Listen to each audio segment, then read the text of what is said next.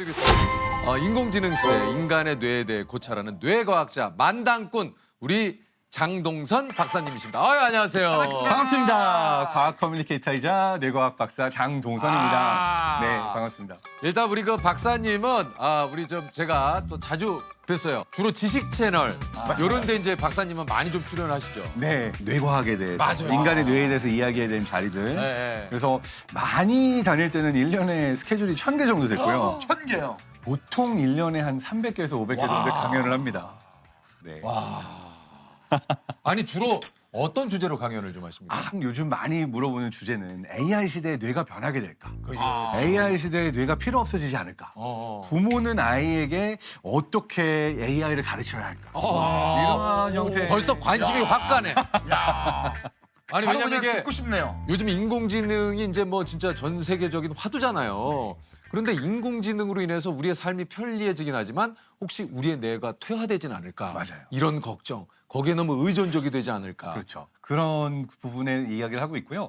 인공지능이 뇌를 흉내내서, 뇌를 모델로 해서 만들어지긴 했잖아요. 네. 근데 요즘 강연 보면 인공지능을 설명하거나 AI에 대해서, 기술에 대해서 이야기하는 건 많은데 AI 시대에 인간에 대해서 고찰하는 콘텐츠가 생각보다 많지 않아요. 많잖아요. 그런데 사실 중요한 건 인간이거든요. 그러니까 우리가 어떻게 살아야 되고 우리의 뇌는 대체 어떻게 공존해야 될까. 그래서 이 주제에 대해서 다른 많은 학자분들하고 이야기하기도 하고 이 화두를 계속 사람들에게 던지고 있습니다. 야, 어쨌든 그 인공지능 시대 지금 뭐 요즘 그런 얘기를 좀 많이 하는데 인간의 뇌는 과연 어떻게 되는가? 이게 아까도 얘기 드렸지만 우리가 좀 AI 시대 모든 것들이 좀 급격하게 변화하고 이렇다 보면 우리가 이제 소위 말해서 생각하는 여러 가지 우리의 뇌가 좀 퇴화가 되는 거 아닌가? 이런 고민 걱정이 있는데 어떻습니까? 그러니까 뇌가 생물학적으로 퇴화할 일은 없어요.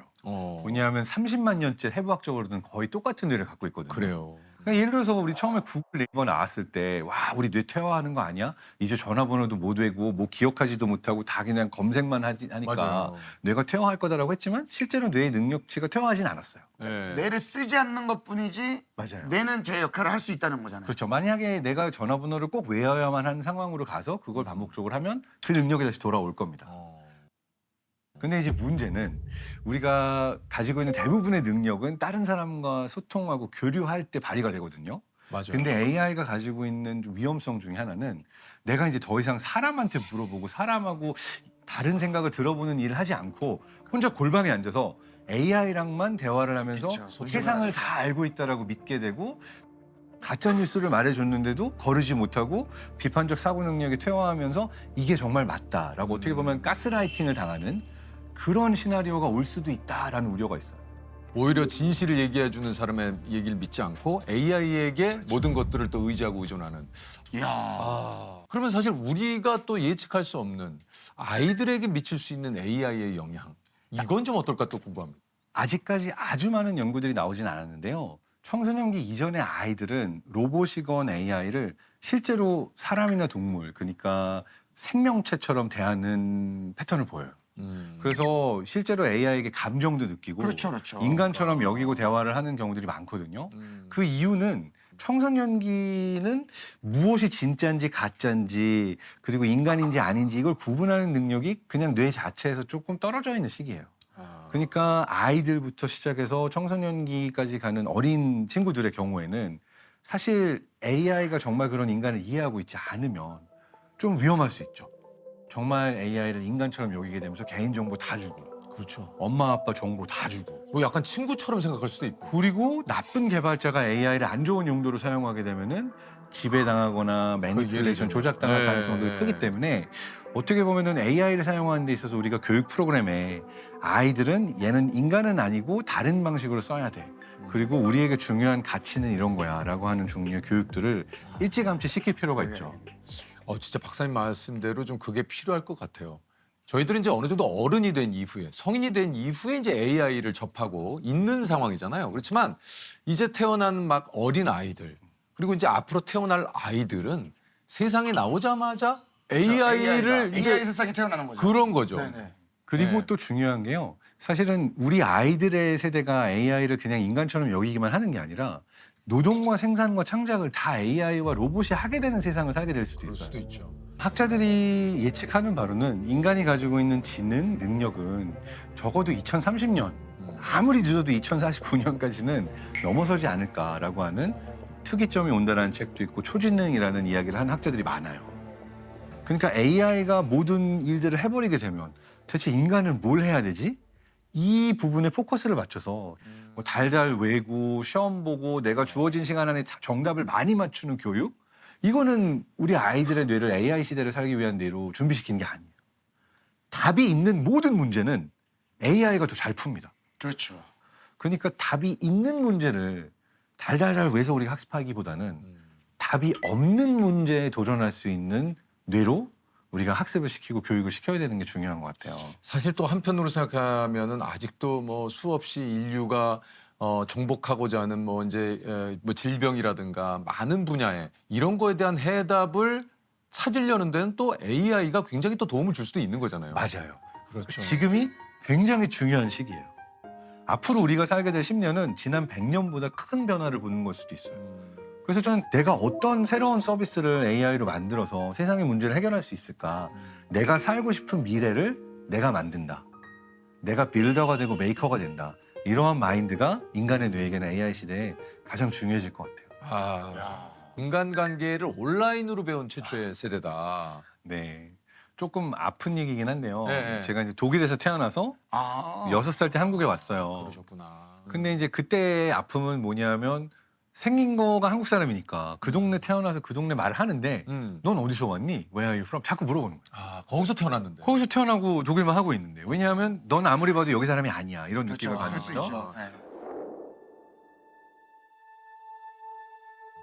근데 막상 한국에 왔더니 또 얘 외국물 먹고 왔나? 왜 이렇게 말투랑 표정이랑 이런 게 다르지? 그래서 이제 한국에 오자마자는 생긴 건 똑같은데 또 사람들이 그걸 금방 읽어내가지고 좀 학교 생활을 초반에 힘들게 했어요. 왕따, 뭐 학교 폭력 이런 것도 경험하고. 그래서 부모님이 어느 순간 그럼 학교 가지 마. 집에서 공부하자라고 해서 당시에는 굉장히 생소했던 홈스쿨링이라는 걸 시도를 하세요. 그러셨어요? 그 당시에 홈스쿨링은 상당히 80년대. 네. 그러니까 어머니 아버지만 홈스쿨링이라 부른 거고 그냥 그 당시 사람들 눈에는 문제야. 학교 안 가네. 학교 안 가니까 뭔가 문제 있는 아이야 이렇게 봤던 거죠. 그렇죠. 아하. 그래서 9년 가까이 이제 학교를 나가다가 안 나가다가 홈스쿨링을 했는데 처음에는 공부도 재밌고 잘 하다가 나중에 이제 어머님이 조금 아프시기 시작했어요. 그러니까 어머님이 한국 사회에 돌아오셔서 그렇게 행복하지 못했는데 네. 어느 순간 정신적으로 많이 힘들어지시면서 그 저를 데리고 동반 자살 시도를 하시기도 하고 이렇게 살아서 뭐하니라고 되게 안 좋아지셨어요. 근데 어느 한순간부터 어머님이 발작적으로 이상 행동을 보이기 시작했어요. 저를 방 안에 가다 놓고 불을 지른 적도 있고요. 같이 죽자고 약을 먹인 적도 있고요. 사실은 어머님이 살아계셔서 엄마 그때 나한테 왜 그랬어? 아무리 힘들었어도 자기 자식한테 그러면 안 되는 거 아니야? 이렇게 물어볼 수도 있고 대화를 나누면 풀었을 텐데 제가 그 상처를 극복하기도 전에 고3 때 어머님이 아프셔가지고 강경화를 돌아가셨거든요. 돌아가시면서 마지막 날 의식이 돌아오셨는데 갑자기 저를 부르더니 손을 붙잡고 정말 미안하다. 엄마가 나한테 어떤 짓을 했건 용서해 줄 수 있겠니? 사랑한다. 그리고 돌아가셨어요. 이게 참 그 어린 나이에 겪기에 너무 그 좀 감당하기 힘들고 일이었죠. 예. 이게 좀 그런 일이 아니었을까 하는 생각이 좀 들어요. 사실 그게 지금까지도 좀 화두기는 해요. 왜냐하면 내가 힘든 일을 당하고 있는 사람은 그게 내 잘못이라고 생각해요. 맞아요. 그러니까 엄마가 지금 정신적으로 좀 아프신 건데 내가 충분히 잘 못해서 엄마가 저런 거야. 내가 왜 저렇게 엄마를 챙겨주지 못했지 이런 생각을 가지게 돼요. 근데 그 시기에 그 아이 입장에서 그거를 내가 버티거나 이겨나가기가 어려우니까 그렇죠. 이제 결국 집에서 가출을 하고 그냥 거리에서 생활을 하다가 집에 왔다가 하는 생활을 했었거든요. 근데 그때 저에게 인간관계를 열어준 게 PC통신. 그러니까 그 당시 나왔던 인터넷이에요. 그러니까 실제로는 너무 외로웠어요. 왜냐하면은 집에선 힘든데 이 얘기를 어디 할 사람도 없고 그렇죠. 근데 당시 이제 대학생들이죠. 대학생들이 PC통신 동호회를 만들고 하는 걸 보면서 그 동호회 이야기를 나누고 뭐 클래식 음악 얘기를 하고 번개할까요? 같이 연주할까요? 영화 보러 갈까요? 이러면은 저는 그때 같이 친하던 동호회 분들 이분들한테 굉장히 큰 도움을 받았어요. 지금 말씀하신 대로 진짜 우리가 또 사람으로부터 받는 상처도 굉장히 또 크잖아요. 그렇지만 또 그런 상처가 있을 때 나를 또 거기서 꺼내주는 것도 그런 따뜻한 사람의 손길이죠. 그런데 제가 독일에 있을 때 다시 이 상처가 올라왔을 때 그냥 매일 와서 저를 끌고 나갔던 친구가 있어요. 헤드락 걸어가지고 러닝하자. 우리 운동하자. 햇볕 보고 쐬야지. 근데 왜 이 친구가 처음엔 귀찮았어요. 제발 나 좀 내버려. 그렇죠. 난 그냥 혼자 방 안에 있고 싶고 내가 뭘 하든 왜 네가 상관을 하니. 근데 한 6개월 정도 지나니까 이 친구 덕분에 정신과 치료도 받게 되고 밖에도 나가고 심지어 이 친구는 야, 이 동네는 네가 너무 안 좋은 기억이 많은 것 같다. 우리 다른 동네로 가자 해서 우리가 콘스탄츠라는 동네에서 튜빙이라는 동네 이사를 가고 새로운 학교로 전학까지 갔어요. 그래서 한 1년 반을 심각한 우울증에 그냥 정말 히키코모리처럼 은둔 청년으로 씻지도 않고 막 이런 생활을 하다가 진짜 내 기숙사 방 카페트에서 구더기가 기어다니는 거 보고 충격을 받았죠. 와, 어떻게 내가 이 정도가 되도록 나 스스로를 방치해둘 수가 있지? 그 시점에 이제 그거를 알게 된 저의 친구 펠릭스가 항상 와서 저를 데리고 나가고.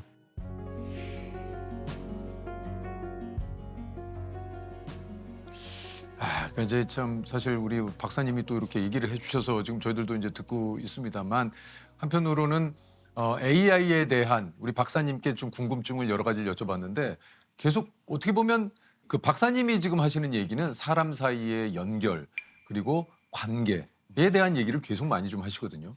맞아요. 네. 저는 그 두 이야기의 중심에도 연결이 있다고 생각해요. 그러니까요. AI 시대에 우리가 잘 살기 위해서는 인간과 인간의 연결이 중요하고 그래서 누군가가 힘들어할 때 AI 이런 거 못 하잖아요. 이렇게 봐봐요. 못하죠. 힘들었어요. 많이 힘들었어요. 이 작은 허그지만 이 순간 느껴지는 따뜻함과 살만한 것 같아 세상은 이라는 어떤 위안. 이거는 기계나 AI가 줄 수 모르죠. 없잖아요.